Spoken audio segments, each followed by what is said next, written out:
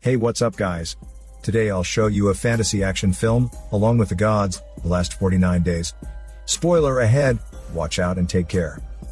In hell, one can receive a paragon status not only by living a good life, but also by dying unjustly or prematurely. In the previous episode, the Guardians leader, Handsome and Cutie, visited the living world, took the sacrificed firefighter Kim to pass the 7 trials in hell, and finally have sent him to reincarnation. Now Leader brings Kim's brother, his 49th paragon, to the hell of filial piety. Defeating numerous underworld soldiers, they finally get to meet the king of afterlife. But King refuses to try brother, for he is a vengeful spirit. After rounds of Leader's pleas and bargains, King agrees to try brother with a prerequisite: the Guardians must reap an elderly grandfather, who has overstayed his time in the living world. The grandpa and his grandson are protected by a household god. King has sent Grim Reapers year after year to perform the mission, but all of them are turned back by the household god. Moreover, the household god has appeared as the muscular guy, Strong, to take care of the grandpa and grandson. King adds that brother will be qualified as a paragon only when they are able to prove he is faultless or his death is unnatural. So the trio splits up their work. Handsome and Cutie go to Grandpa's house to smash the incense burner of Strong, while Leader escorts brother through his trials. In the human world, Handsome and Cutie put up a fight with Strong, but lose to him. Later, it is revealed that Strong was a royal painter, and he was even their guardian back then, when Handsome and Cutie were escorted to hell. As a result, Strong knows inside out about their lives and deaths. Noting that neither of them remembers him, Strong lets out a sigh. He shares with them the reason why he protects this family. It is all due to his love and concern for the young orphan grandson. Strong promises that he will let them bring Grandpa to hell once grandson is enrolled in school. Cutie and Handsome return to hell and report everything to Leader. In order to prevent any unforeseen change, Leader orders his 2 assistants to eliminate Strong as soon as possible. After Cutie and Handsome take their leave, Leader sets brother up as bait to get a quick ride from the sea monster to the hell of indolence. Back to the living world, Cutie and Handsome discover that Strong cannot raise a finger at humans. As such, he has no power to stop the lone sharks, who come to disturb the family. In the chaos, Strong gets into contact with Smelly Man Shit, and faints right away. Handsome takes this opportunity to offer help, in exchange for information about the two's past. Putting the safety of the grandpa and grandson first, Strong agrees with it. In the blink of an eye, Handsome has beaten all the lone sharks to the ground. Strong then fulfills his promise by disclosing their past. Handsome used to be a great general, and the mere mention of his name would scare enemies out of the way. He was also known colloquially as the White Fur General. A mere imagination of his awe-inspiring appearance, Handsome is shrilled, and even his character changes. As they get closer, Cutie and Handsome find out that Strong has invested all the house demolition payments into the stock market. In order to secure proper education and good care for grandson, they turn to an orphanage. This proves difficult, as the admission requires approval from the boy's father, but the father had long run away from gambling debts. Handsome, Cutie, and Strong hence leave the orphanage disappointed. At this time, Strong reveals more about Cutie's previous life. Back then, Cutie set up a safe house in the midst of the mountains to protect and care for a number of orphans. She took great care of all of them until she died at the age of 18. Back to the trials, Leader and brother move from hell of indolence to hell of violence, but quarrel again breaks out between the two. To win over the troublemaking soul, who does not see any point in reincarnation, Leader unfolds his painful past. Leader's father was an accomplished general.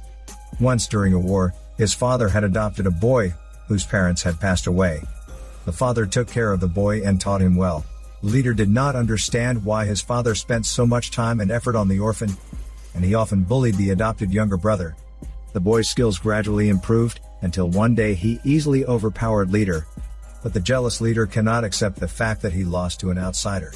Intrigued by such a story, brother willingly follows Leader to the hell of filial piety, but when they cross the desert, the ghouls appear in the most fearful images, due to brother's hallucination.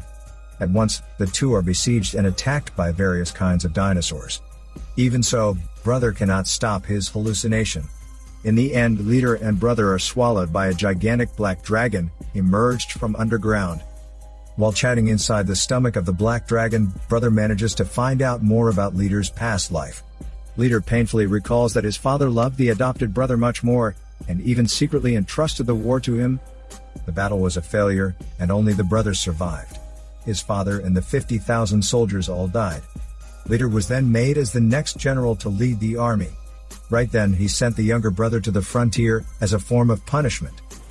The Black Dragon spits out Leader and brother as they reach the hell of betrayal. Brother is not aware that he was buried alive by his trusted army buddies. So along the way, Leader gives many hints to prepare him for the inconvenient truth. But when they are at the hell of injustice, brother prefers taking the punishment to believing that he was killed deliberately.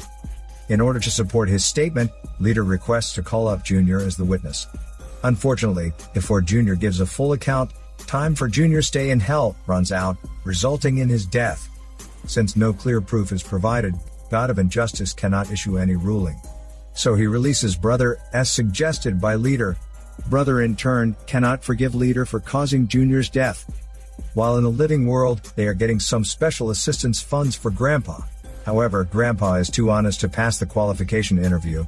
Knowing their tough circumstances, the officer advises them to send grandson overseas for adoption. This way, even after Grandpa passes away, grandson will be in good hands. However, Grandpa strongly objects to the plan. The issue also sparks off conflicting views from Handsome and Strong.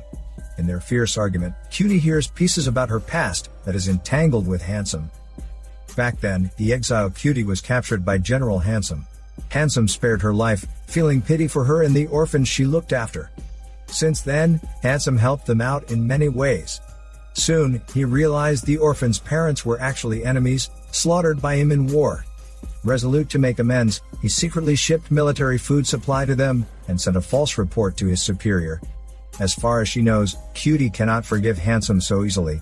She bursts into anger, holding to the grudges that her parents were killed by Handsome. Strong's application to become grandson's guardian is approved by the government. Before they can celebrate, they are faced with the demolition officers. Sensing that troubles are underway, they rush back to the house immediately. As expected, the officers destroy many things in the house, and shove Grandpa to the ground. Worse still, they smash the incense holder of the house god Strong into pieces. Strong is therefore weakened in power as the incense holder is broken. Before Strong vanishes, he tells Handsome and Cutie what he knows about their human life. At that time, when military supply was already lacking due to the endless wars, Handsome continued to support the orphans with food. His unfaithfulness was finally exposed to his superior. The superior personally came to capture Handsome and punish him. Handsome endured and overcame the painful attacks by wolves, and ran to rescue Cutie. He confessed to Cutie he killed her parents, and Cutie forgave him. Moments later, however, Strong passes away without finishing the story. When grandson wakes up to find Strong missing, he flees the house with tears. Handsome intends to follow grandson, but he is distracted by grandson's notebook. Combining the messages written in the notebook and Strong's last reminder to them, he realizes that the superior who put him to death is nobody else but the leader. Such a shocking truth has driven both Handsome and Cutie mad. Back to the trials, Leader has brought brother to the hell of violence. In the face of the prosecutor's accusation, Leader requests to withhold the judgment, using his own reincarnation as the bargaining chip. As if it is not shocking enough, Leader requires to have the lieutenant and king to be the witnesses at the next court, Hell of Murder. On their journey to the Hell of Murder, brother presses to know the entire story of Leader's life. It turns out the adopted brother he drove away is Handsome. When the jealous Leader discovered that Handsome had committed treason by feeding the descendants of their enemies, he could not wait to kill him. At the execution, Cutie stabbed Leader with a knife. Leader retaliated by killing Cutie, but succumbed to his own deadly wounds. In his dying breaths, King approached Leader and offered him a chance of redemption. That is to become a Grim Reaper to work together with Handsome and Cutie to help 49 souls reincarnate over the period of 1,000 years.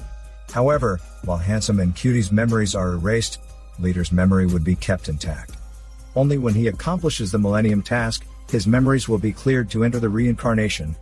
Brother now realizes that the trial is not only for himself, but also for the Leader. Cutie wants to confirm with Leader if what she heard of is true, but tears run down her face. She manages to regain her composure, and updates Leader about Strong's death. Leader quickly leads brother to the Hell of Violence, where Lieutenant is seated in court as a witness. To put down the prosecutor's accusation, Leader confesses his own sins of killing the innocent adopted brother Handsome and Cutie. Moreover, he covered up the fact that his father was still alive. Fearing that his adopted brother would assume the position of general, Leader walked away without saving his badly injured father. As a result, his father was left unattended to die in the end. Over the long stretch of 1,000 years, Leader is drowned in grief and regret, without any chance to be forgiven. But Lieutenant still has a chance if he admits his wrongs, so under Leader's persistent confrontation and persuasion, Lieutenant truly repents and receives forgiveness from Brother. Thanks to the Lieutenant's statement, Brother is proven innocent. The last trial softens Leader's calloused heart, leading him to forsake his reckless behavior and attitude. With a renewed mindset, Leader now gives more time to Grandpa to continue taking care of grandson, and even apologizes to his 2 assistants. Right now, their next Paragon Jr. is wandering at the entrance. In the living world, the stock market sees a revival and surge such that Strong's investment finally makes great returns for the family.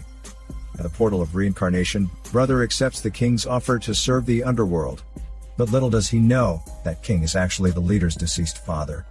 Back to the devastated battlefield, the esteemed general was chosen to take over the job of Afterlife King. Watching what his son had done, he decided to correct his wrongs, so he tearfully accepted the offer with one condition: making his appearance changed before seeing his 2 sons in hell. As planned, everything finally falls back on the right track. This is Daniel CC Movie Channel. Peace out.